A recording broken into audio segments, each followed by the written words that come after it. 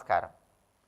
శనివారం జాతక శని దోషాలు, రాశిపరంగా ఉన్న శని దోషాలు వీటన్నిటినీ తొలగింపజేసుకోవటానికి శనికి సంబంధించిన అధిష్టాన దేవతలను అర్చన చేయాలి. జ్యోతిష శాస్త్ర ప్రకారం ప్రతి గ్రహానికి కూడా అధిష్టాన దేవతలు ఉంటారు. గ్రహాన్ని ప్రసన్నం చేసుకోవటం ఎంత ముఖ్యమో అధిష్టాన దేవతలను ప్రసన్నం చేసుకోవటం, అధిష్టాన దేవతలను అర్చన చేయటం కూడా అంతే ముఖ్యమని జ్యోతిష శాస్త్రం తెలియజేస్తోంది.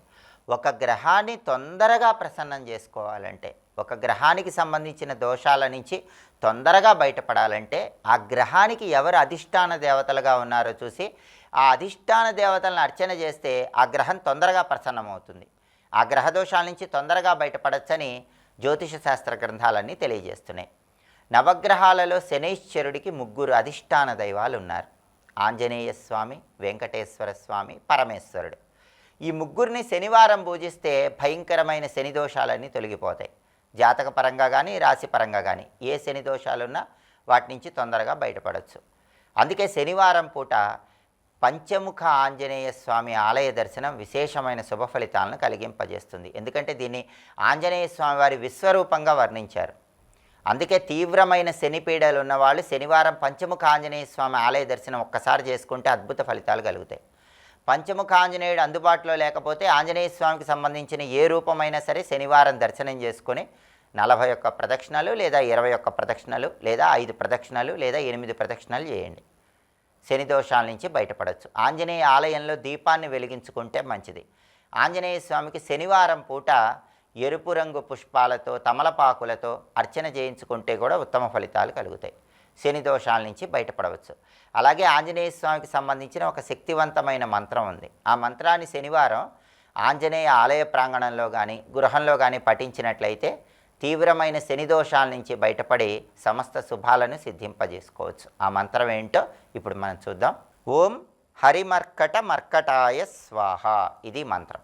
ఈ మంత్రం చదువుకుంటే ఆంజనేయుడి అనుగ్రహం వల్ల శని దోషాలు తొలగిపోతాయి. ఆంజనేయుడి ఆలయంలో కూర్చొని చదివితే ఇంకా అద్భుత ఫలితాలు కలుగుతాయి.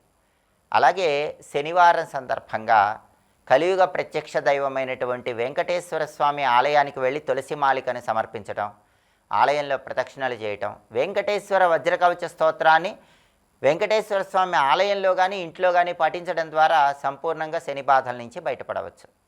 అలాగే శనివారం శివార్చన కూడా శని దోషాల నుంచి బయటపడటానికి విశేషంగా సహకరిస్తుంది. శనివారం శివాలయానికి వెళ్ళి శివదర్శనం చేసుకొని ప్రదక్షిణలు చేస్తే శని దోషాల నుంచి బయటపడవచ్చు. అలాగే శివలింగం ఇంట్లో ఉన్న వాళ్ళు నల్ల నువ్వులు కలిపిన నీళ్లతో కానీ నల్ల నువ్వులు కలిపిన ఆవు పాలతో కానీ శనివారం శివాభిషేకం చేసుకుంటే శని దోషాలన్నీ తొలగిపోతాయి. అలాగే శనివారం పూట నీలం రంగు పుష్పాలతో శివుణ్ణి పూజించడం ద్వారా కూడా జాతకపరమైన శని దోషాలు, రాశిపరంగా ఉన్న శని దోషాల నుంచి బయటపడవచ్చు. అలాగే శివుడికి సంబంధించిన ఒక ప్రత్యేకమైన మంత్రాన్ని శనివారం వీలైనన్ని సార్లు పఠిస్తే కూడా తీవ్రమైన శని దోషాల నుంచి సులభంగా బయటపడవచ్చు. ఆ మంత్రం ఏంటో ఇప్పుడు మనం చూద్దాం. ఓం శ్రీ కాళీ దుర్గా సమేత వీరశరభేశ్వర స్వామినే నమః, ఇది మంత్రం. పరమేశ్వరుడికి సంబంధించిన అనేక అవతారాల్లో పరమశివుడి ఉగ్ర రూపానికి సంబంధించిన ఒక అవతారం ఉంది. దాన్నే శరభేశ్వర రూపం అంటారు. ఈ శరభేశ్వర రూపం అనేది శివుడి ఉగ్ర రూపానికి సంకేతం. కాబట్టి తీవ్రమైన శని దోషాల నుంచి బయటపడటానికి ఈ శరభేశ్వర స్వామికి సంబంధించిన మంత్రాన్ని శనివారం వీలైనన్ని సార్లు పఠించాలి. అది కూడా శివాలయంలో కూర్చొని చదివితే ఇంకా అద్భుత ఫలితాలు కలుగుతాయి. కాబట్టి ప్రధానంగా అధిష్టాన దేవతలైనటువంటి ఆంజనేయ స్వామి, వెంకటేశ్వర స్వామి, పరమేశ్వరుణ్ణి శనివారం అర్చన చేయటం ద్వారా భయంకరమైన శని దోషాల నుంచి తొందరగా బయటపడవచ్చు.